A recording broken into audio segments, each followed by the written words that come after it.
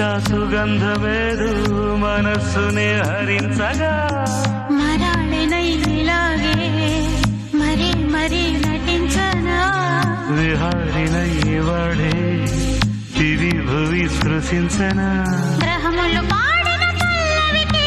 గాలి ఊగెనులే కొమ్మలు తాకిన